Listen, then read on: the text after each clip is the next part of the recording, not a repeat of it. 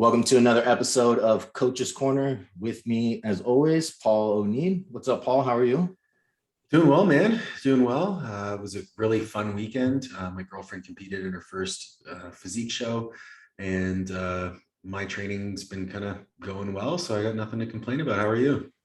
Doing good. Finished up the jiu-jitsu tournament over the weekend, and body's feeling pretty fresh. I have a 10K this Saturday that I signed up for. So I'm going to do that and hopefully do it in under an hour. Maybe. We'll see. Oh, come on. My mom can do it under an hour. I'm pretty slow. But yeah, no, everything's going pretty well.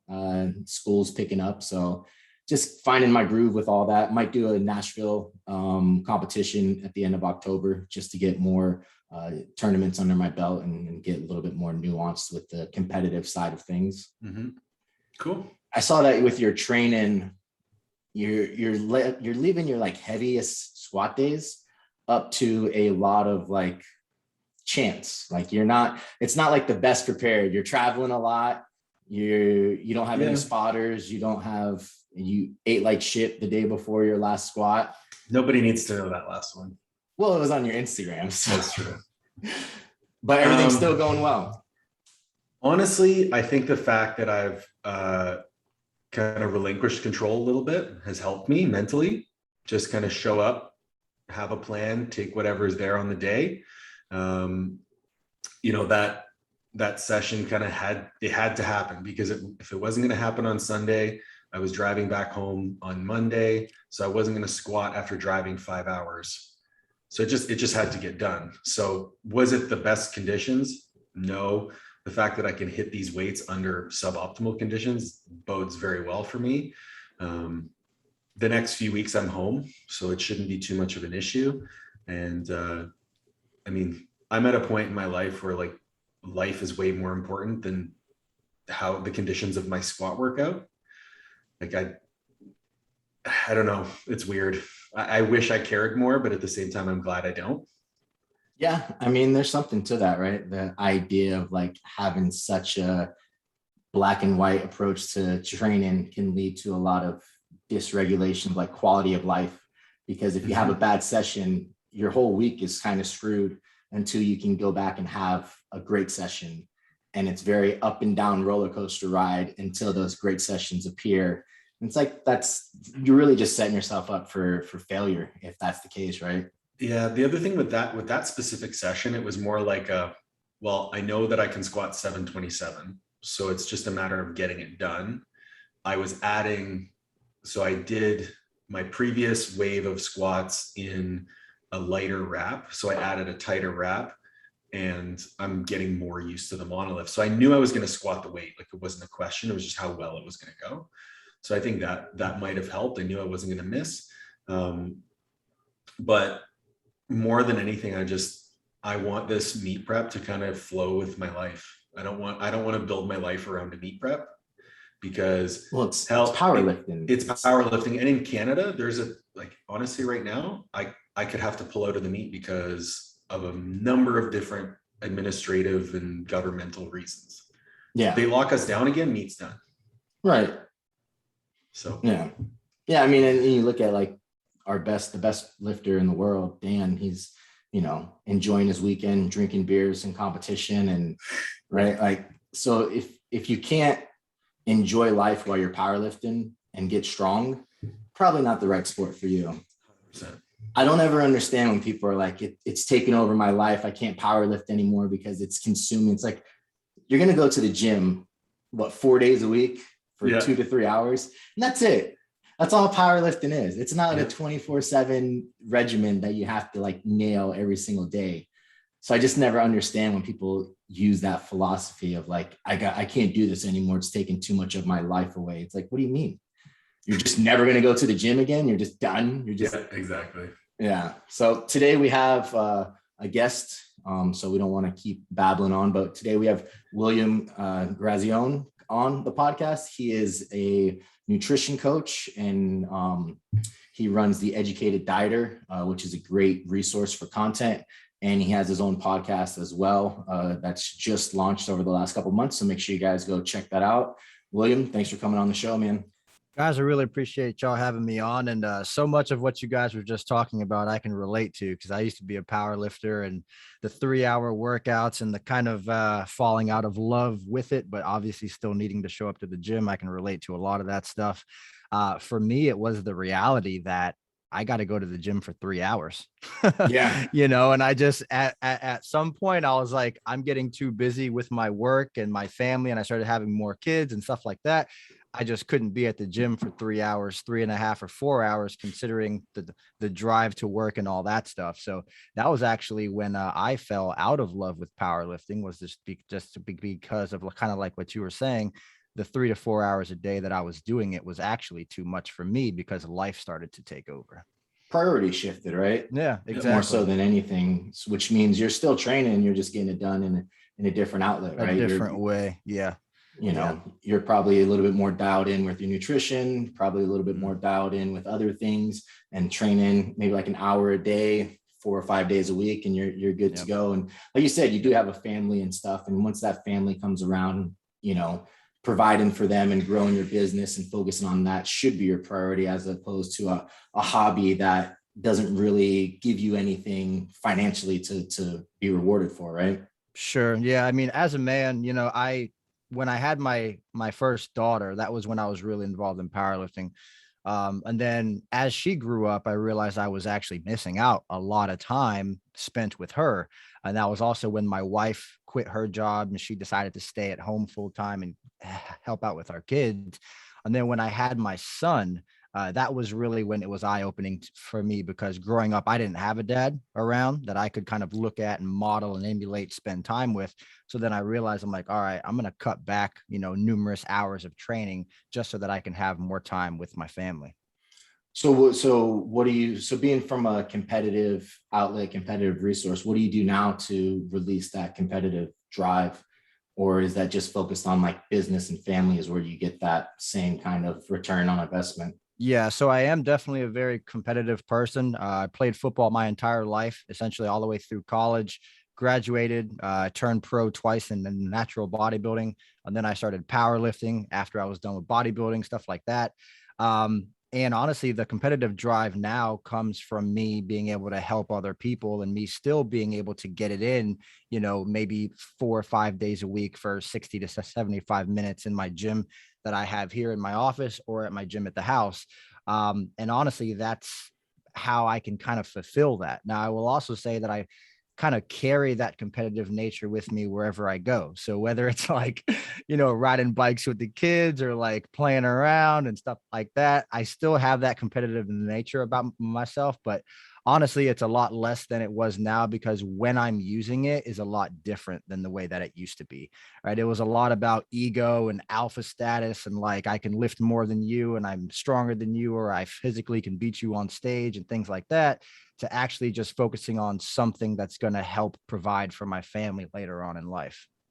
It's very responsible of you. Yeah, I actually just had a conversation with, I was chatting with Jay Nira, Tony, and I was like, he asked me like when I'm going to be done competing. And I was like, I'm probably going to be done after this meet. Because for me, like that you talk about ego, I'm like, I don't have an ego with lifting anymore. I really I don't have anything to prove to anyone else other than myself about what I think I can achieve. And as soon as I achieve that, or like worst case scenario, I don't, I can't be mad that I got into a sport to find out how strong I could get. And I found out how strong I could get. Absolutely. Right. Yeah. I mean, we talked about this, right? Like I was able to step away from powerlifting pretty easily because I knew that I did everything I could. And I tried to maximize everything to the best of my ability, gave it 10 years of like dedicated runs of strength training, like, 2,000 pound total, trained for like a year to 2 years and got 2,006 pound total. I'm like, this trajectory is really not. 2012. Right. Exactly. That's actually kind of the same way like I am with bodybuilding. I think the thing that made me a pro natural bodybuilder was simply just the fact that I just had so much rage and aggression and things like that when I graduated from college, that I had to put it into something. Yeah. And I was lucky enough to find a sport that I could excel in and that I could, receive some form of accolade. But that final year, I felt like I gave it everything I had and I couldn't have optimized anything else. And the outcome was exactly what I wanted. But then when I tried to compete later on, I would get down to that nitty gritty point, where you're starting to count lines in your glutes, and maybe you're only 3 to 5 pounds away from stage. And it's like, the grit and the grind to continue to push through that to achieve a level of condition you've never achieved before. I just kind of lost the drive because I wasn't as much of, I guess, involved in my own internal rage that had accumulated from the time I was a young kid all the way up and through my 20s. And so I realized, I'm like, can I find this happy balance, where I look great, I feel great, and I can eat enough calories to where I don't feel like I'm starving myself all the time. And that was massive for me because I never thought that was possible. I always viewed life as extremes, right? I'm either extreme this way, or I'm extreme this way. There is nothing in the middle. And then once my priorities in life shifted, I realized that I could be content somewhere in the middle. Yeah. Now, with that kind of balanced approach, is that where you derive most of like your education content from and things like that? And do you work with most athletes that have that same mindset? Because I could imagine, right, finding that balanced approach and finding that quality of life being so much greater when you have that to work with an athlete that has maybe an opposite viewpoint of like, I want to do this to the extreme. How do you mentally like fight with that athlete, or do you just work with like certain types of athletes? Yeah, so I think that's a phenomenal question because things have definitely changed. I started nutrition coaching in 2009. Didn't go full time until 2011 or 2012, somewhere around there. It was basically the same time I was competing in bodybuilding. And back then I only used to work with competition prep athletes. So it's the most extreme natural bodybuilders, and, they're willing to do whatever it takes to win, and back then I was much different than I am now. Right. And so back then, my primary goal, I'm going to turn as many people pro. I'm going to win as many world titles as possible. The extremism was what was looked at as being amazing. Right. You could create this transformation where guys are getting, leaner than anybody you've ever seen. And it's like, dude, how are you doing that? And that was what was inviting to my audience back then, because I was a pro natural bodybuilder. So I attracted people that wanted to do the same. Right. And over that stint of time, 8 years, I think it was, we helped almost 50 people turn pro, won like 5 world titles, and it was fantastic. It was an awesome run. But then after that, I was not living that life anymore. Right. So I wasn't stepping on stage. I wasn't doing all of those things. And so I became, a husband, a father, a business owner over the next, 4, 5, 6 years.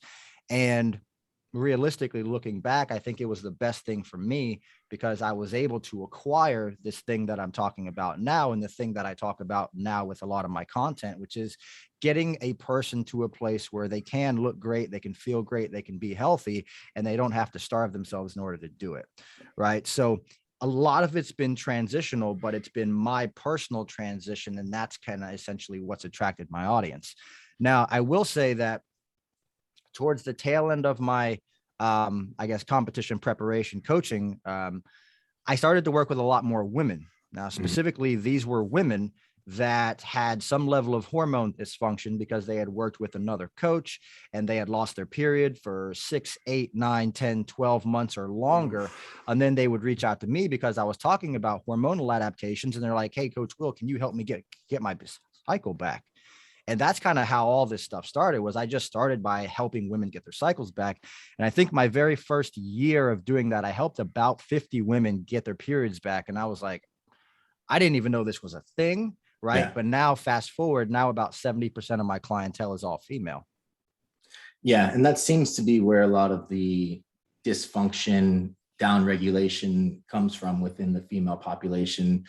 They seem to not be able to handle the stressors of getting super lean like that, like men can, due to the hormonal imbalances of testosterone to estrogen and things of that nature. So being able to find your niche in that role and be of that kind of help, I mean, that's amazing, man, because that's the thing that we see a lot with coaches, nutrition coaches, is they'll get them to X, right? And then once they get to X, they don't know how to take them to Y, or they'll leave them to dry, and they don't hear about the off season. They don't hear about, trying to maintain your period as far into prep as you can. And that's a good sign of, kind of hormonal regulation. That's a good sign that your body's working the way it's supposed to, as opposed to, I know a lot of coaches will be like, yeah, you're going to lose your period. That's just what happens in prep, right? And then, they lose it at like 24 weeks out, and they think that that's normal because that's what's normalized by their coach. So having someone there to kind of help them, guide them along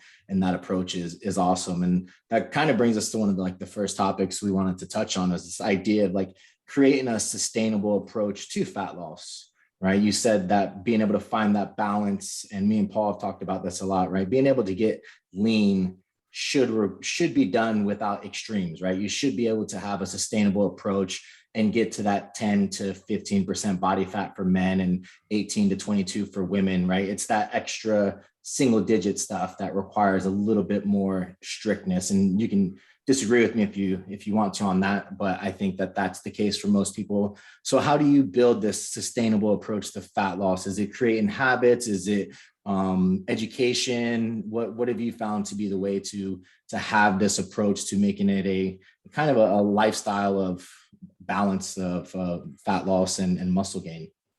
Yeah. And so I definitely agree with you. I think that it's very realistic to be able to get a man down to X% body fat and get a female down to X% body fat. And obviously having the extra knowledge necessary to be able to take a look at hormonal things, such as maybe even looking at lab work, things like that, you can really put a lot of people in phenomenal positions to maintain that look and maintain that health for a very long period of time. Not to mention, I know that you guys had said that you actually coach other coaches and things like that as well. But think about this in terms of client retention, right? You can take somebody through a fat loss phase. You can then help them regain their health afterwards. So you can keep clients for a lot longer just because there's nothing that you essentially can't do. But if you're a one-trick pony and you're bringing somebody in for a 12-week fat loss phase, you create a before and after, and then you send them on their way. But you don't know that during that 12-week time period that the male's testosterone plummeted, right? Maybe his estrogen went up a little bit, or the female, she essentially became estrogen dominant, developed GI problems, lowered her testosterone, rock bottomed her progesterone levels. Unless you're looking at blood work and you're taking it to that next level, you really don't know. So with that being said, I think as far as creating a more sustainable approach to fat loss, I'm going to highlight the word dieter, and I'm going to provide a word for each one of these letters because I think they're all important. So what we try to do at the Educated Dieter for the D is we like to try to create something that is a daily habit. So we have these non-negotiable daily habits for all of our clients that we feel to be the foundation of health. So they have to be able to do these things on a daily basis. Okay. The I is for indefinitely. So we want to create structure. We want to create strategies. We want to create systems that the individual knows they can do for a prolonged period of time, if not for the rest of their life. Okay. The E is for eating things that they actually enjoy. All right. So one of the biggest problems that we see in diet culture is these diets and meal plans that are so restrictive that there's no enjoyment for the dieter. Right. They're getting this meal plan. They're like, all right, well, I just follow this forever. But again, if you can't see yourself following that for the next, 3, 6, 9, 12 months or for the rest of your life, it's probably going to be a short-lived thing, just like everything else that you've experienced with for the last 20 years of your life. Right. The T is for timely. So oftentimes we live in a world right now where people are on the run. People are doing a lot of things. People are more stressed out now than ever. More people are, sitting down and taking calls just like this. Like, just as an example, after this podcast, I have like 10 calls in a row, and I'm not getting off calls until 5 o'clock in the afternoon. And so it has to be timely. And so I've kind of created this system where when I'm at my office, I have this small system that I call the 3-minute rule. Right.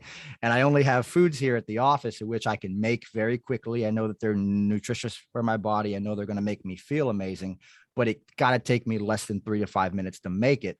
Otherwise, I'm not going to do it. Now, my meals at home in the morning and my meals after work when I sit down with my family, those are a bit different. But as far as the meals when I'm working, it has to be timely and it has to be something I can fit into my lifestyle.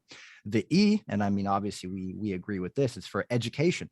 right? Your approach needs to be educational. It needs to be able to teach you things. It needs to be able to teach you things about yourself, about your body, about your sustainability, about your metabolism, about your hormones, all those things. It needs to be educational in some capacity. And if you have coaches or you're a coach or something like that, the way that you approach your clients needs to be from a place of education. Okay. Because education drives compliance. So if you want clients to be compliant, you need to educate them so that they understand things to a similar degree as you understand things.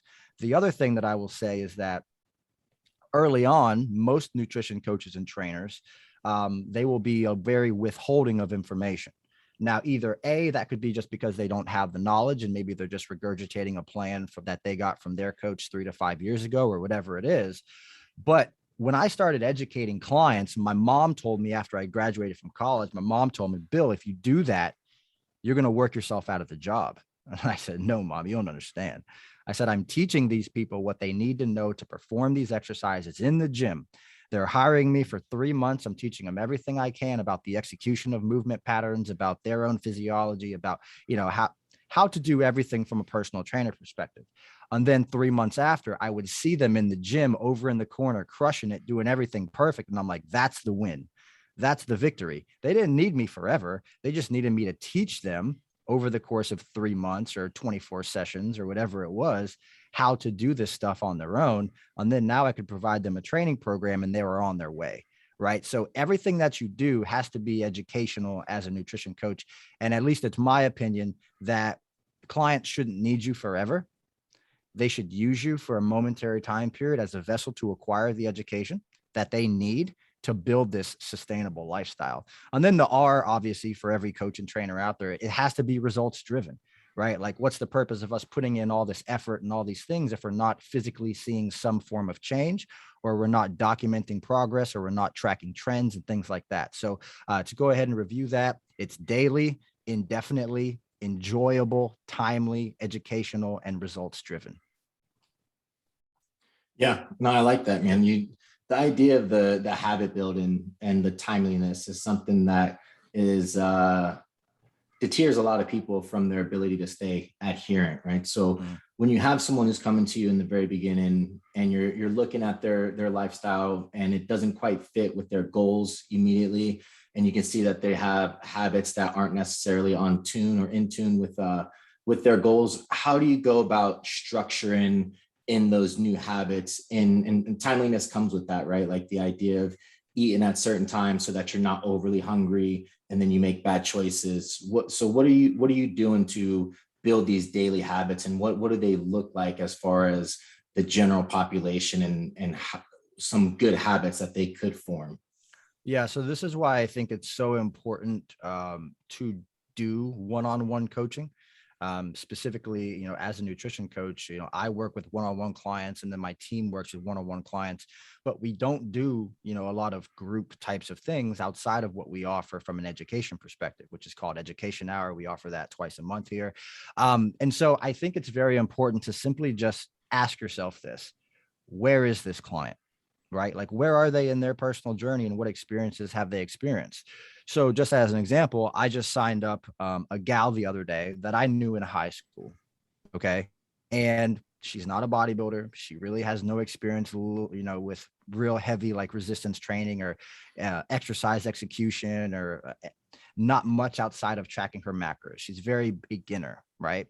But then I could also sign up an individual just because maybe they knew me from 6-8 years ago. And they're like, William, I want to compete as a professional natural bodybuilder, or I want to turn pro as a natural bodybuilder. So my demographic of who I select to work with is kind of very wide open. But the most important thing is to meet them where they are. Right? You can't expect this beginner to be an advanced. You can't expect the beginner to be a pro bodybuilder. You just have to meet them where they are. So some of the things that I like to do is called these non-negotiable things. And they're very, very simple. And anybody who would look at this list that we have in our programs would say, okay, I get it. Like, that is very easy to do. I'm pretty sure I could work this in. And it's kind of just like a daily checklist. So, if you ever have a client, maybe just create their own daily checklist. They can stick it up on their wall or their calendar. Take a 25-minute walk every day. Yeah, most people can fit that in the morning, in the middle of the day to break it up, at the end of the day to just to kind of calm the central nervous system, because it is a parasympathetic activity, right? You're just walking, you're not doing anything else.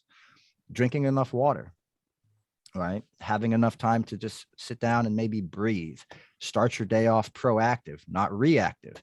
At one point in my life, I started my day with one of my kids jumping on my head.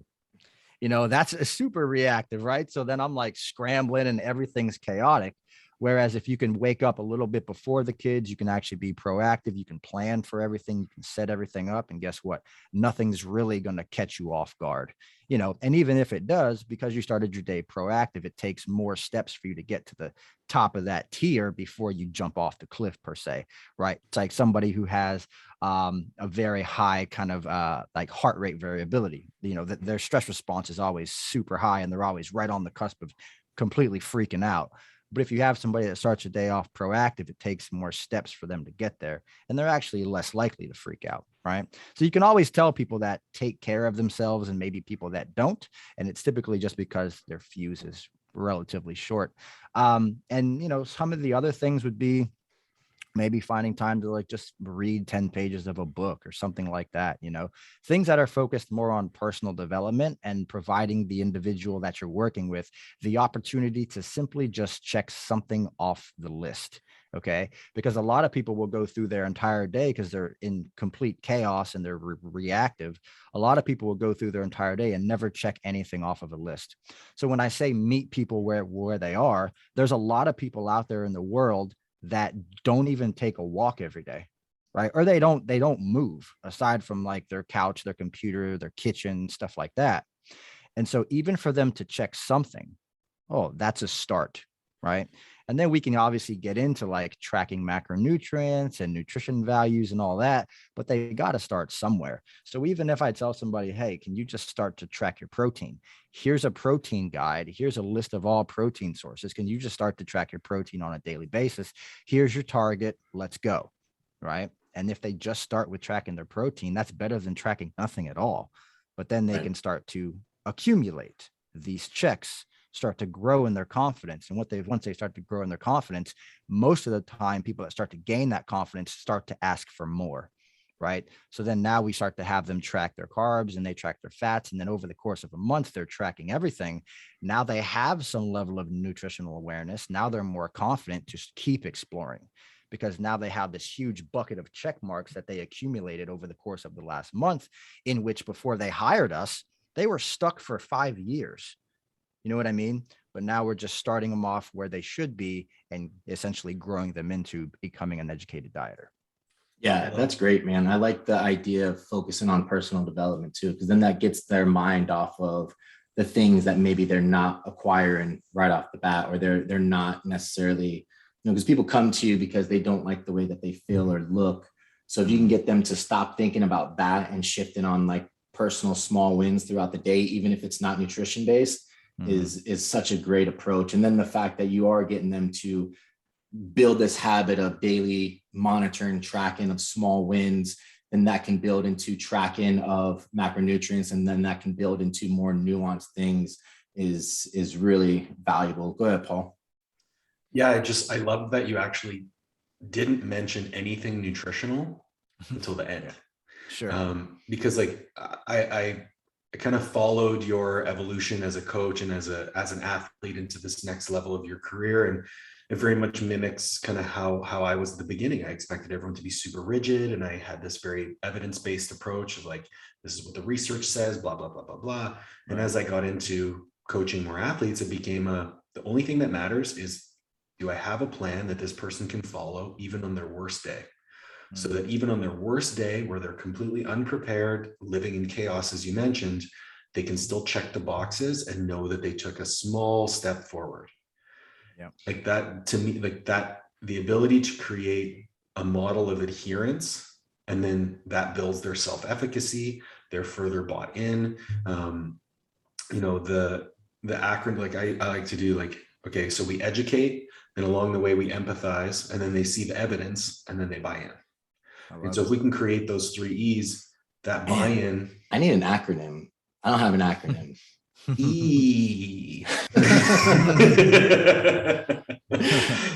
Yeah, you're Yeah. creating that buy-in. And, You know, and man, it's such a good idea, right? Like, because that's what happens a lot of times is, and I think we've all been there where maybe you wake up a little bit late and your alarm clock, you're like already an hour behind. So that whole entire day feels rushed and you don't feel like you get anything accomplished.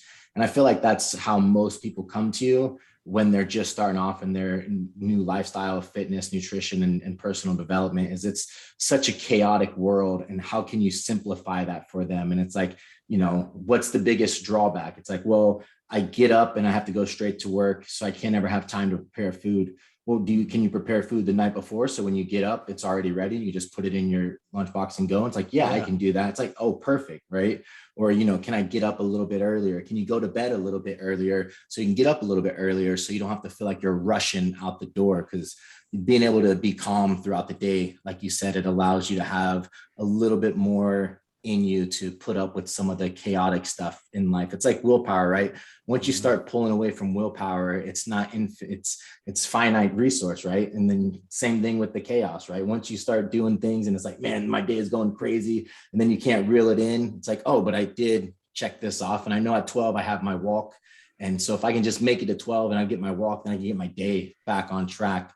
One of the things with the idea of like checklists and being able to have these habits and these small wins is sometimes people can find that, I didn't hit my check marks today. Is that a loss, right? Did I lose the day because of it? How do you deal with people that have that kind of approach to this like checklist mentality of like, man, I didn't hit my 10 pages, right? Today was a bust. How do you deal with those kind of things from a mental side of the approach? Yeah, so I think a lot of that stuff stems down to like the psychology of the client. So like even just like what you were saying, oh, the day did this and that, like all of that is just a reactionary mindset. It's all a reactionary mindset, right? And like obviously I probably type a lot, I answer a lot of emails, and I don't even have to hear from them. I don't have to hear their voice. I can just read it now in email. Yeah. I'm like, they're reactionary. They're starting to freak out, and if that happens, usually I like jump on a call with the person and stuff. But individuals that are kind of, I guess, in that reactionary phase, and they're always just kind of trying to make an excuse for whatever it is. I said the amount of time that you're spending trying to complain about the fact that you're in a reactionary phase, if you spent that same amount of time just preparing, this problem would eliminate itself. You know what I mean? And in all fairness, like it probably wouldn't take them that long. Like I go to the grocery store, just as an example. I go to the grocery store once a week for the food that I need in my office. Okay. Now my wife, she does the grocery shopping for the food that's at our house, but I simplify it, right? It's like I have these 2 meals in the middle of the day that I'm always going to eat in my office. I always eat breakfast at home, and I always eat, dinner at the house with the kids. It's just the way that my lifestyle is. So I guess people that are in that reactionary phase, it's really simple, simply just sitting yourself down and asking yourself some questions like, why am I so stressed? What's going on? What do I need to change in my life to actually be more proactive so that I can eliminate this stress and basically calm myself down? There was one point in my life, which really wasn't all that long ago. I was doing a pretty aggressive business push, and I was not taking care of myself. My freaking adrenals were, I mean, I would chug like a cup of coffee or a Monster or something, and I didn't feel anything. Right. So like I knew adrenal insufficiency, whatever. And most people live there though. Like I signed a client up 2 weeks ago, and she was at like 1.3 grams of caffeine a day. That's not normal. No, it's not normal. What? And and so I'm like, how are you doing this? Right. And it was like a bang here, a Monster here, 2 cups of coffee here, 2 cups of coffee here. And so for people that are like that, I think there's more things to talk about, but most of the time, honestly, people just need to wake up a little bit before so they can actually gain control instead of slapping the old alarm clock and being in chaos from the minute they wake up to the minute they lay their head down.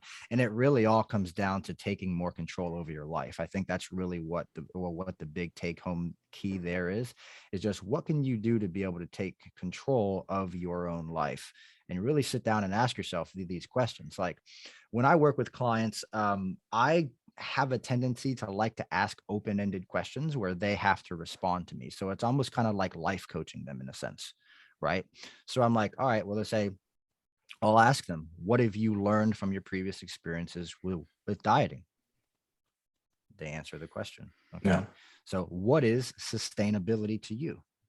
You know, what are your goals? You know, do you think that if you would have done this, this would have worked out differently? Right. So I try to always, the way that I coach is educational, but it's also almost like life coaching, in the fact that, okay, if you had a chaotic day, why did you have a chaotic day? You Right. know, and they'd be like, oh, well, it's because I woke up late. Okay, so if tomorrow we don't wake up late and we wake up an hour early, can you actually be proactive? Well, yeah, I can. And I think it's just to say this: if the individual, you know, if the individual at hand, whether it's one of our clients or whoever it is, if they're one of those people that is kind of stuck in that mindset of today was a wash, just forget about tomorrow, you know, or I messed up meal one, so then the whole day is gone. Yeah. Right. They have to understand that tomorrow's going to come, and tomorrow's a new opportunity. Meal number two is going to come. Meal number two is a new opportunity. Just because you make one mistake does not mean you throw the whole thing away. You know, and it's like, I got an email the other day from a client, and she was like, well, you know, I really messed up my weekend, but Monday through Friday, I was spot on. I'm so sorry. I feel like a failure, da, da, da, da, da. And I said, look, you're in your first week, and you just told me you did 5 days out of 7 perfectly. For you, week one, I'll take it. It's good. You know, Week, I'll even take that for somebody that's, you know, maybe even, you know, further along in the journey. But I think people have a tendency to have that extremism mindset to where they say, oh man, like my fat went over by 3 grams. We'll throw everything out the window. Let's make it a 500 gram of carbohydrate day. I'm going to Baskin Robbins to get ice cream and da, da, da, da. And it's like this, avoiding that avalanche. I think it just has to be talked about, and you have to get the individual that, you know, maybe we're working with to simply just see, just because this happened does not mean that it has to get worse, because that's when you're talking about creating a self-sabotaging prophecy that's only going to make tomorrow worse, and you're going to feel worse about yourself, instead of having that control, you know, making these individuals educated dieters, just in case they do make a problem. They're basically just in a position to say, okay, just because I had more fat at this meal does not mean I can't pull this thing together in my next 3. Well, the whole concept of, did you have a bad day or did you have a bad 10 minutes? Right. Oh yeah, exactly. But it's like people will pick up pennies to lose dollars. All the time. Yeah. You know? So one of the things, right, that we think about when it comes to like the research and weight loss and sustainability is that the calories in versus calories out is time and time again been shown to like be the driver of reaching your goals, right? And most of that research is done in college age males, untrained, or college age participants, which are probably in a more healthy metabolic state, right? But then you're dealing with people who maybe have been dieting for 5 or 10 years and they've kind of down-regulated some things, and maybe they don't know that there is a negative impact to being in a sustained dieting phase for a decade or so, right? With that on and off approach. What are some of the negative impacts that someone can have that is wanting to lose weight that they should be aware of so that they can monitor and make sure, right? Because the idea of telling someone that wants to lose weight that, hey, you're not in a metabolically great place, you're not in a hormonal great place to do this, we need to get your calories back up so we can upregulate everything, right? So what are some of the negatives when it comes to dieting, and when do you see those things? So I don't want to demonize fat loss and dieting, right? Because it's a great thing. You can really improve your health markers if you're unhealthy and stuff like that. But there are some negative ramifications for thinking like, I'm going to diet for until I reach, like I'm 300 pounds, I want to get to 200. So I'm going to diet until I get there, right? And then they're dieting for 2 years. And it's like, that's not the healthiest thing in the world. So what are some of the negative impacts that can have with the dieting? Yeah, sure. So I'll start by saying that I think it's important to address everything that occurs before that. everything that occurs before they start the next fat loss phase, and they start to experience a lot of adaptation and all that. So most of the time, these individuals are looking at just simply failing to plan better. Maybe they don't know there's a better way. Okay. So I think you have to take into consideration, you need to be able to learn from your previous experiences, right? So like everybody we talk to that wants to work with us, they've all tried other diets, right? But how many of them have actually sat down and said, well, what was good about that? What was bad about that? And why am I not going back to doing that? Right. The other thing I will say is being too extreme for too long. Okay. So extremism runs rampant in our culture. You know, you got your macronutrient elimination diets. I've seen fat elimination. I've seen carbohydrate elimination. Most people got the protein right. But it's like removing everything else, you know. The other thing I will say is just like people listen to too many people. Like how many times have you heard from a client that, oh, I heard from my cousin's sister's brother's mom that, you know, works in the school cafeteria that this is the best diet. Or, you know, I listened to my girlfriend's brother, right? And he works as an accountant for so-and-so, and he's on keto and he lost 15 pounds, you know, whatever. So number one, you're listening to too many people. Number two, you're listening to inexperienced people. Okay. Like you wouldn't go talk to your cousin about a medical problem that you're having. Right. They don't know anything, but you'll go to that same person and ask them what kind of diet they think is best, or you're just listening to people. And oftentimes it's just because so-and-so lost X amount of weight. If they lost that amount of weight doing this in a short period of time, maybe I can do the same thing. And so what essentially happens by doing all of that over and over and over again, which we just call the chronic yo-yo dieter, right? They lose 15, 20 pounds. Maybe they start to feel a little bit better about themselves. And usually always the first diet's the most successful, whether you're male or female, right?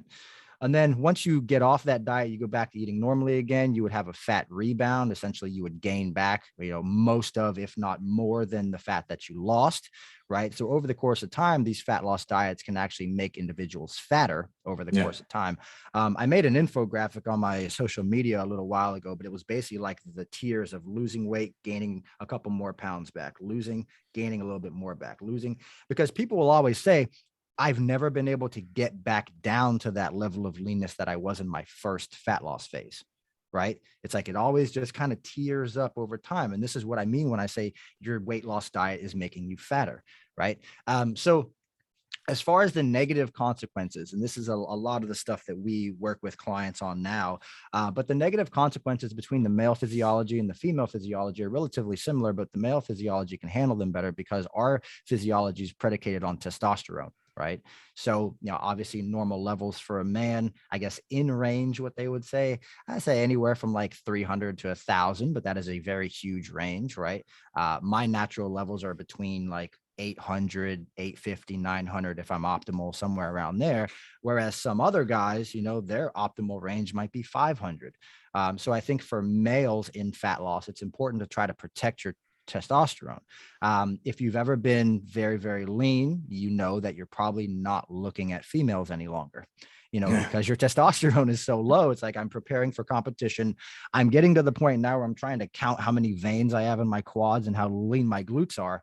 Your physiology is not trying to procreate at that moment in time. It's just trying to survive. Right. So protecting testosterone, I've seen people go from 600s in the off season to sub 100s, like about one week out, you know, and that would be equivalent to like an 80-year-old man, you know what I'm saying? But then we go through this recovery process, this restore phase where they can get their testosterone levels back up. But I think one of the biggest problems that guys experience is they get lean, they like the way they look when they're that lean, and they stay there for way too long. Right. Yeah. Now, in the female physiology, it's a bit different because that physiology is predicated on estrogen and progesterone.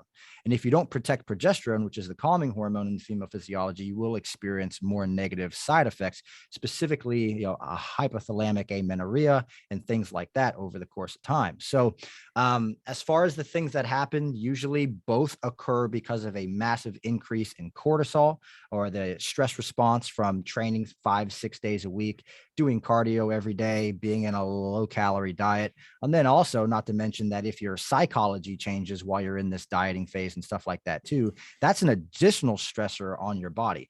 So stress is both physiological and psychological. And I think the two cannot be separated. They need to be thought about as being together, just because essentially your body feels everything that your mind, kind of goes through. So the stress is the first one. The decrease in testosterone from males is going to be the second one they're going to want to pay attention to.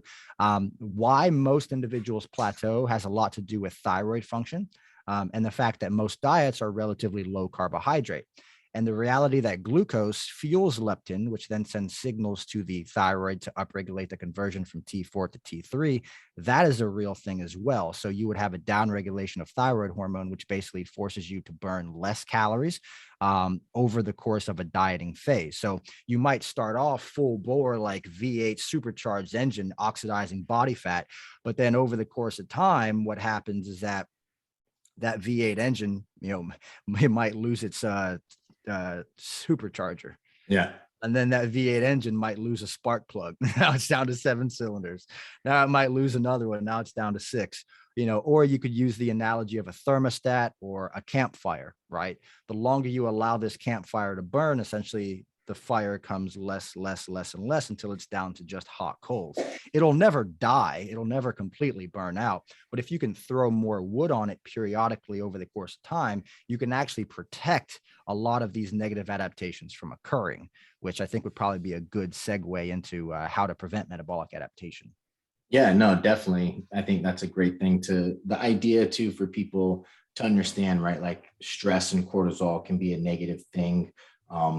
And how do you reduce that during a dieting phase? The idea of taking steps back, deloads, trying to not train as much is something that people can't necessarily wrap their head around. They think they need to go to the gym to lose weight, right? But then there's sometimes, and I see this all the time, I'm sure you guys do as well, you'll deload a client and you'll keep them on their same macros, right? So you don't deload their macros. So it is kind of like a diet break for that week where they're back in maintenance because they're not training, and they start dropping weight again because they're able to relax. They're able to get rid of some of that stress. But, back in the day, you would tell a client, all right, we're doing a 16-week prep. They would just train straight for 16 weeks. There would be no deloads in cardio. There would be no deloads in training. And then that causes a lot of those issues. But yeah, definitely. Let's talk about how to minimize them. I'm sure you're going to talk about maybe refeeds and diet breaks. And I know there's been a lot of new research out on those things to talk about metabolic adaptations and keeping the metabolism going. So how would you minimize those things? Yeah, I definitely can. So these are things that I really started to experiment with back in like 2010. And I started to use my first diet breaks. I think it was 2014 or 2015. So it was definitely a long time ago. Yeah. But the reason that I started to do that was essentially because some of my competition prep athletes, people that wanted extreme fat loss, they were getting burned out like halfway through a prep, and I'd be like, all right, well, if you're that burned out halfway through a prep, like what can we do? And at the time I was already using refeeds like once a week, maybe twice if I felt like they needed a little bit extra bump or something like that. And so I said, hey, I'm going to take these, a dozen competition preparation athletes that I was working with that were prepping shows around the same time. And I'm going to use a strategy that I basically got from me playing football my entire life. Right. So obviously in football games, you have a quarter interrupt, right? And then you have a big halftime break. Okay. The way that I looked at water breaks and stuff like that was like refeeds. Yeah. Okay. The way that I looked at the quarter was more along the lines of maybe like a 2-day refeed or something like that. The way that I looked at the halftime was like a full-on diet break. Okay. And so back in 2015, when I started to implement diet breaks, I didn't even know what they were. I was just doing it because my athletes needed it. So like I said, they would get halfway through a weight loss journey. They'd be down maybe 15, 20 pounds, and they would just be complaining, Coach Will, man, I feel beat up. I'm constantly tired. My performance is dropping in the gym. So I'd say, all right, this is what I want you to do. And I just decided on a whim. I'm like, take 2 high days back to back. Right. And this was before the research was even available. I said, take 2 high days back to back and let me know how you feel. They'd come back and they'd be like, I feel a lot better. I'd say, okay, let's take 3. And then that 3 just turned into 4. And then the 4 turned into 5. And before you know it, I was giving all of my competition preparation athletes a halftime that was a week long. So I would actually deload them. Okay. I would increase their carbohydrates. I would increase their food. I would take all their cardio away, and I would just let them basically chill for a week.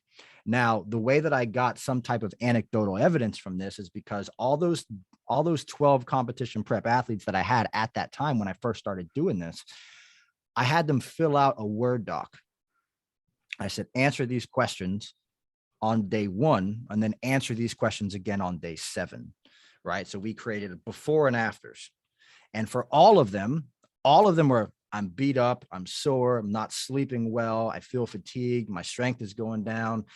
Some of the women had even, already started to experience menstrual irregularities and stuff like that. And then afterwards, energy was great. I feel like I'm burning more calories, I'm sleeping better, my energy's back. Even the guys are being like, my sex drive is back, girls being like, I got my period. Like, all these things were occurring just because I asked the right questions.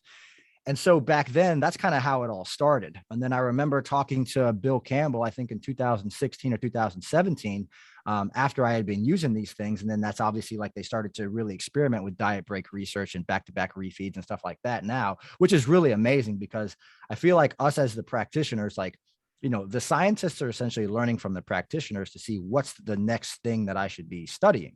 Yeah. Right. And with that being said, I think the future of dieting is, how much can you get away with not dieting? You know what I mean? And when I say dieting, be mindful, I'm just talking about being in a calorie deficit. Yeah. Right.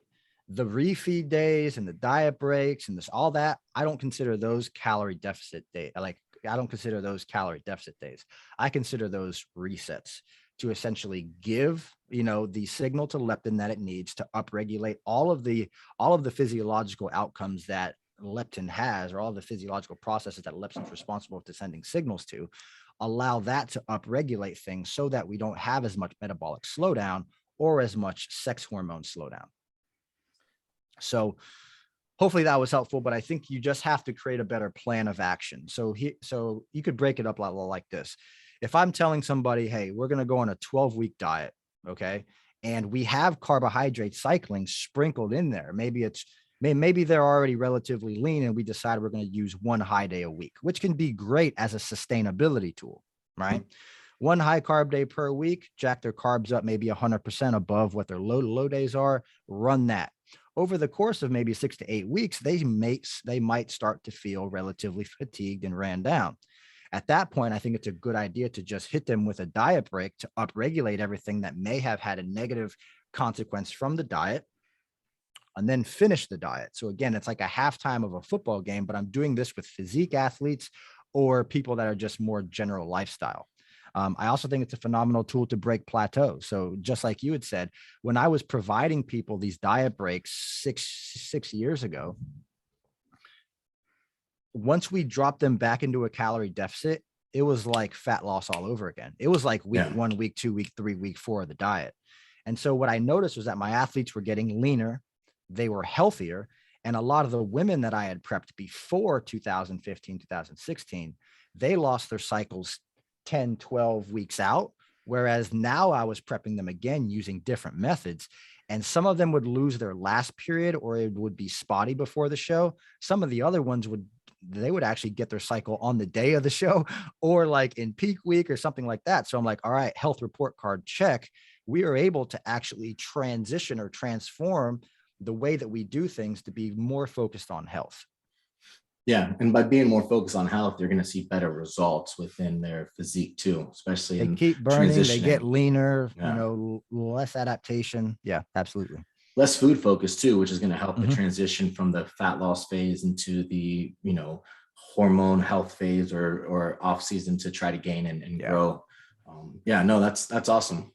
I have a question. The food focus is huge too, though, because if you can just provide them something to look forward to on a, maybe a weekly basis, they're more likely, or should I say, they're less likely to develop the level of diet fatigue that they would normally reach that would cause them to binge. Yeah. So my question through all this is we haven't necessarily touched a lot on the activity portion of the equation.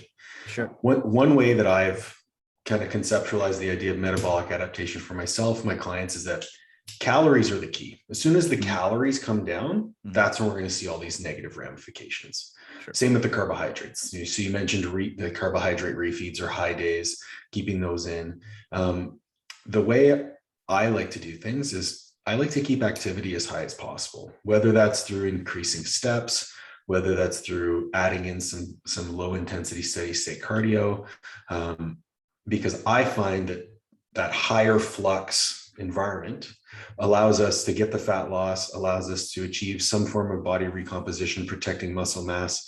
And then on top of that, it achieves the goals of reducing food focus. The person doesn't feel like they're suffering as much. And then instead of refeeds or diet breaks, you can simply just reduce the energy expenditure, keep food the same. Do you ever dive into that sort of thing with your clientele, or is it primarily focused on the food content? Yeah, absolutely. So I focus on the both of them. I think the thing that I have to take into consideration is how much is too much before it becomes a chore. Like how much are we actually having them move? How much cardio are they doing? How much movement are they doing? There's some people that I work with right now. I work with about between nurses, ARNPs, and physicians. When they're on call, most of them are getting about 15,000 steps per day without doing any extra exercise. Right. So somebody that's already getting 15,000 steps per day, I'm probably not going to have them 20,000, because eventually you get to a point where you're like, okay, I have to walk for 2 hours before I can go to sleep, or if they work a desk job, like I said, maybe they get up to 15, 20,000 steps. For me to go walk 15, 20,000 steps per day is unrealistic for my lifestyle. But I do like where you're coming from. And this is what I will say is that I modulate basically how much they're doing with our nutrition strategies.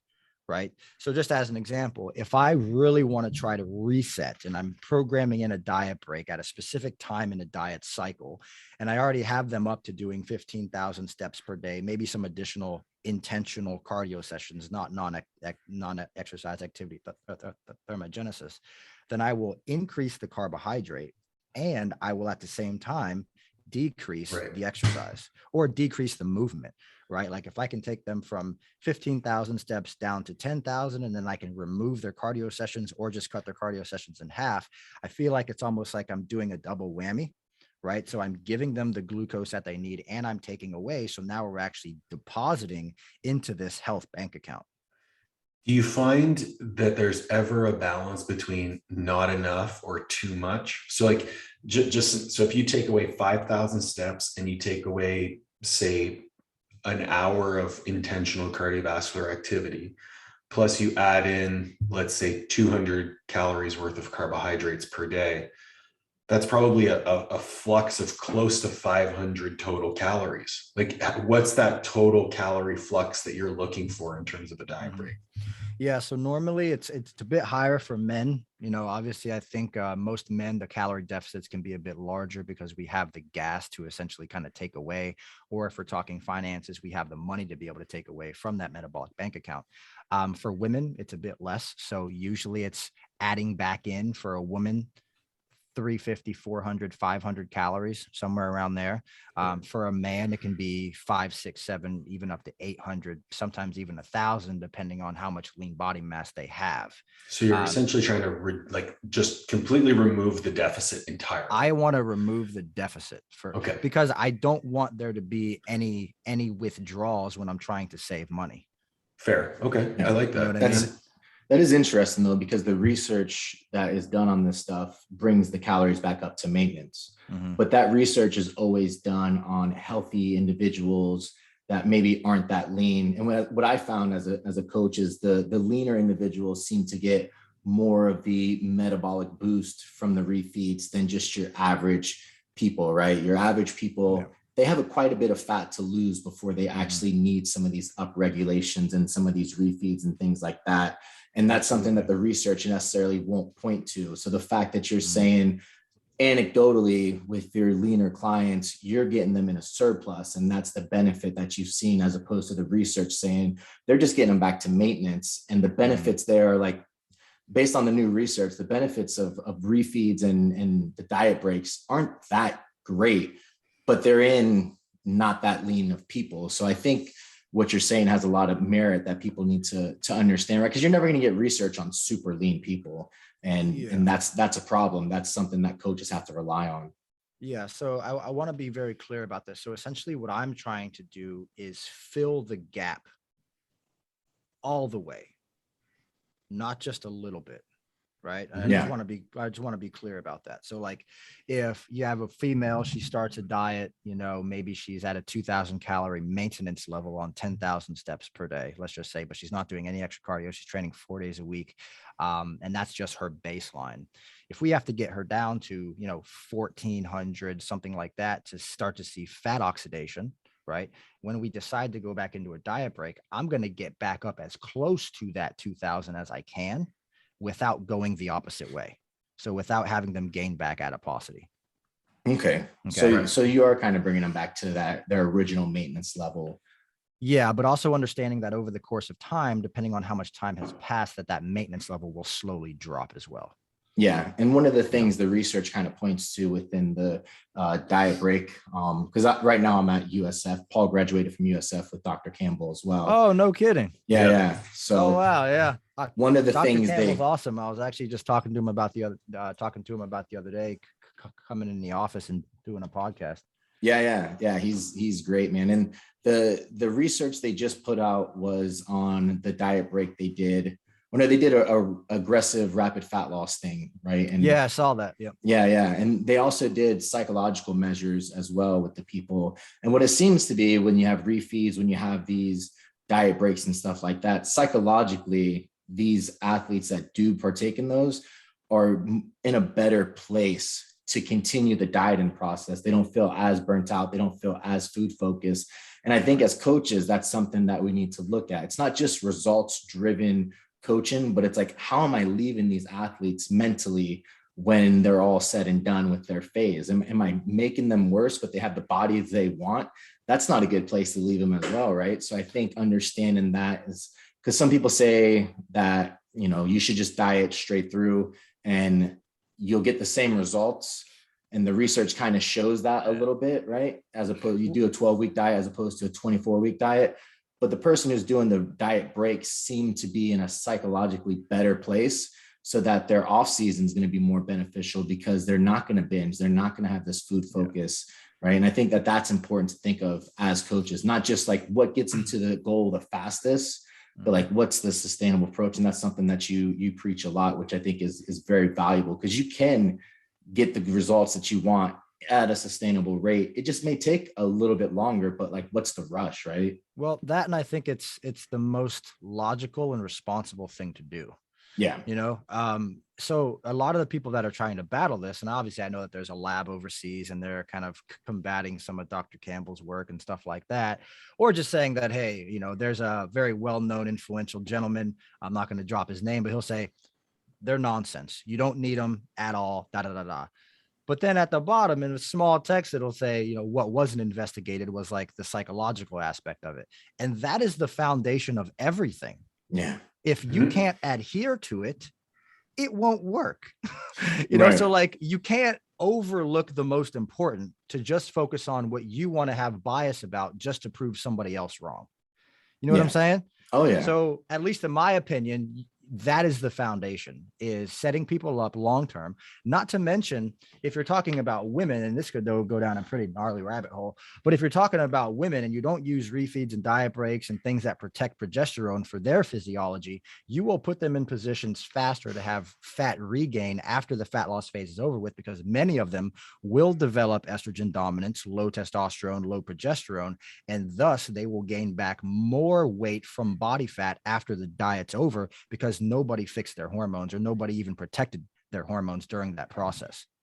Yeah, definitely. We're going to have Dr. Victoria Felkar on, and we're going to go over some of the birth control stuff and some of the estrogen, progesterone stuff, because it is very important, right? Estrogen dominance is a big driving thing that stalls a lot of women out within the sport.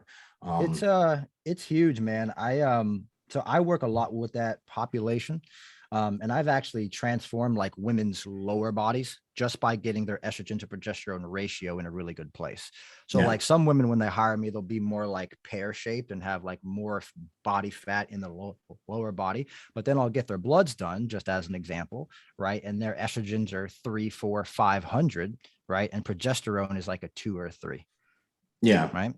I'll improve those ratios. I'll get their estrogen down to, maybe 100, 150, something like that. We'll get their progesterone levels back up to, 8, 10, 12, somewhere around there. And you can see the body composition changing. So now they no longer become estrogen dominant. We'll put them in a fat loss phase, right? They'll lose a lot of that lower body fat. And then as long as we keep that ratio in a really healthy place, as they gain weight back in a reverse diet, we obviously want to keep them as lean as possible. But as they keep kind of slowly gaining that weight back, they're not gaining it all in their lower body like they did previously. You know what I mean? So I think that's very important to consider as well. We can't just look at it as, from an adherence perspective, but from the female perspective, there's so many more things to dive into that could totally be a whole nother podcast episode. Yeah, definitely. Sounds a lot like almost the biosig that Paula Quinn talks about, right? Where you can kind of see where people hold body fat is kind of telling you where their hormones are. But I think the blood work is the most valuable thing that you can do as a nutrition coach when working with people. Is that something that you require with your athletes all the time, or just when you start to see irregularities? Yeah, so it's not required by everybody. I will say at this point in time, most of the people that are contacting us directly, they already know they have some level of hormone dysfunction.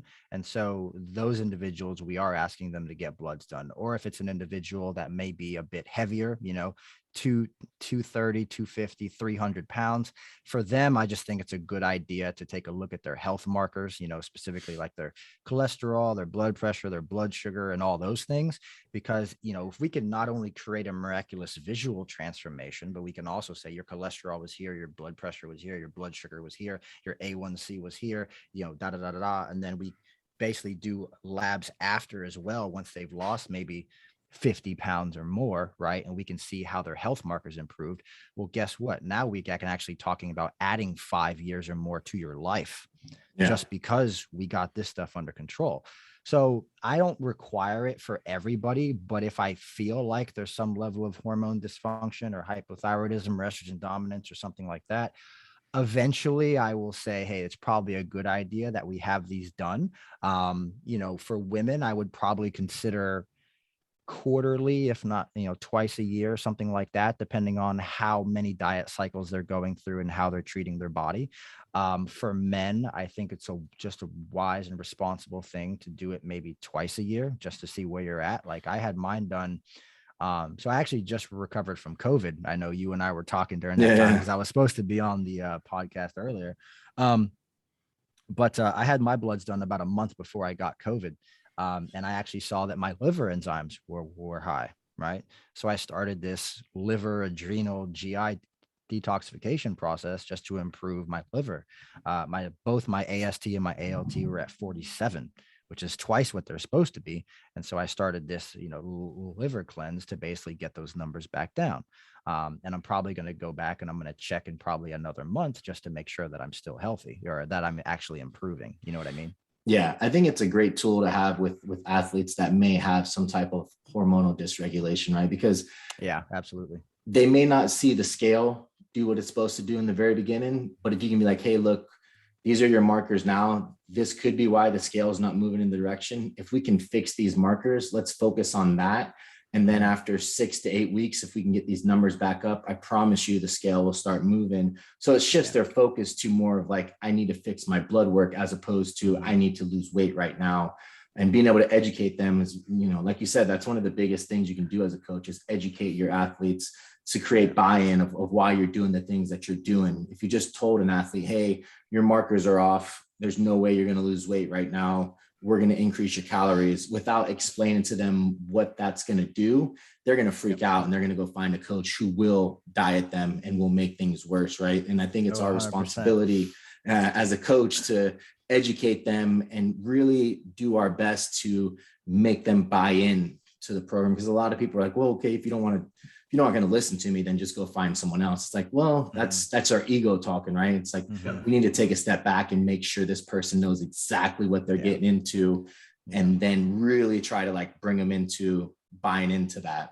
Yeah. So it's meeting them where they're at, and then understanding that the reason they're not compliant is because of you. Right. So it's like, you have to take massive ownership over the reality that they're not educated enough to follow your path.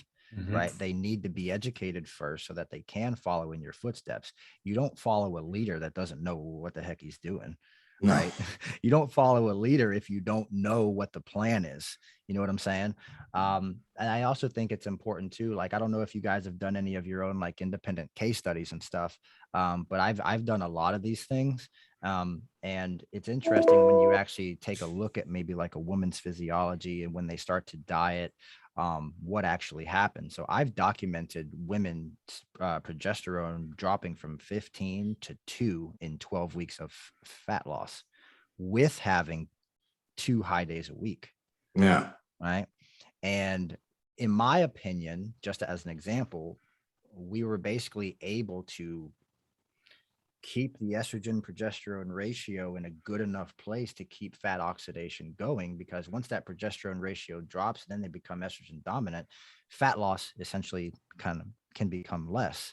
And so when she went from this 15 down to this 2, I was very happy that I was like, we need to be proactive here, because it wouldn't have been much more time after that, maybe a couple of months before now the cycle went from full on to spotty to gone. Right. And this happens all the time. And this is why so many of the people that hire us, sometimes they're like nutrition coaches. We do have like nutrition coaching curriculums where we teach a lot of this hormonal stuff as well. But a lot of coaches are hiring us because they want to learn about that side of it. And most women specifically are working with women clients. So it makes sense to just explore, create, invent, like try things out, because as a coach, I think that's the only way that you're going to be able to stay ahead of the curve. And a lot of the stuff that we're talking about now, within this triad here, honestly, it's years ahead of its time. Right. Yeah. And who knows if that'll ever really get studied. It should for sure, but that's a hard one to get past. Paul, do you have any other questions? In academia are kind of low. It would take a lot of money to do that. No, I don't have any other questions. I think that was a really, really insightful conversation. I appreciate it, William. Yeah, of course, man. I appreciate you guys having me on the show. Yeah, man, I'm glad you're feeling better. Like you said, the COVID thing kind of interrupted the podcast, but you bounced back pretty good. So you get COVID, you have this huge family. How'd you separate? How'd you quarantine and do all that? Or did you not? Yeah. So my wife got it first. Okay. Oh, okay. She was the culprit. The day my wife got it, I think from somebody that she knew that she spent time with. And wife got it, brought it home. The next day, her fever spikes up to like 103. Right. And she didn't break her fever for 6 days in a row. Oof. Right. And so during that 6-day time period, I'm just trying my best to take care of my kids, make sure everybody eats, make sure everybody stays alive, trying to talk to my team, keep them in communication with me so that, the business keeps operating and all that kind of stuff. But you basically go from working, 12, 14 hours a day to 2. Right. And so I was just scrambling to try to keep everything above water, because I really didn't have an option. I wasn't feeling the best either.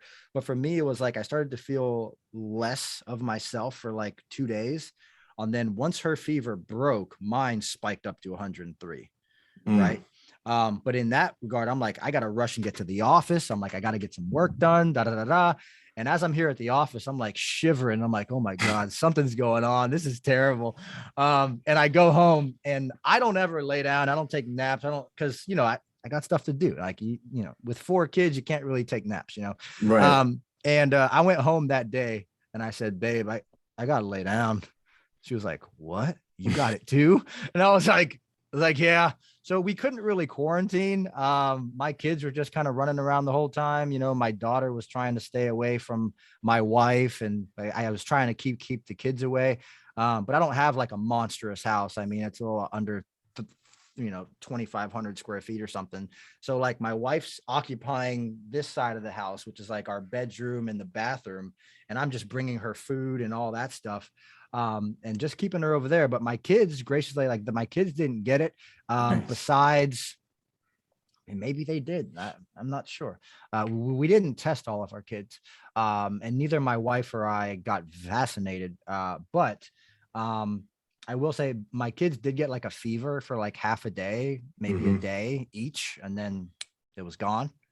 So I didn't quarantine or anything. I mean, it was very interesting because my wife and I both, even though we both got it at different times, our symptoms were massively different. Yeah. From each other. And now you guys are a family of herd immunity. So that's great. We are.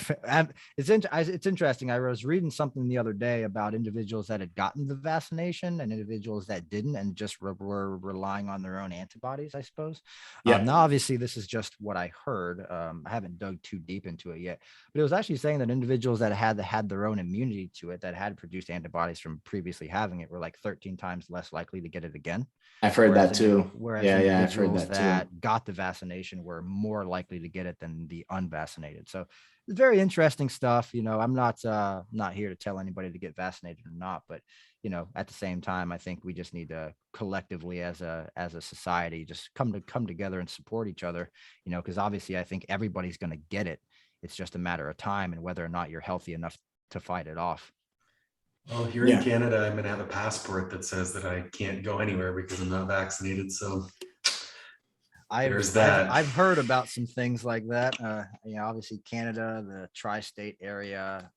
There's some other places too, but it's pretty crazy. So I think California is trying to implement that as well because there's a big jiu-jitsu tournament out there, and they're saying you can't compete in the tournament unless you have the vaccine. So right, yeah. I mean, they're going to start doing that. I think it's probably going to be a lot of scare tactics with even professional sports.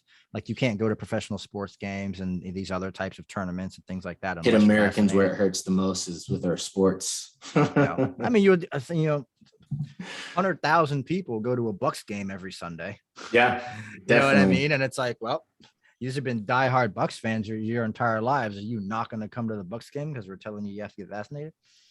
Right. It's not a bad strategy, but yeah, man. No, man. Happy you are feeling good and able to do the podcast. Really appreciate your time.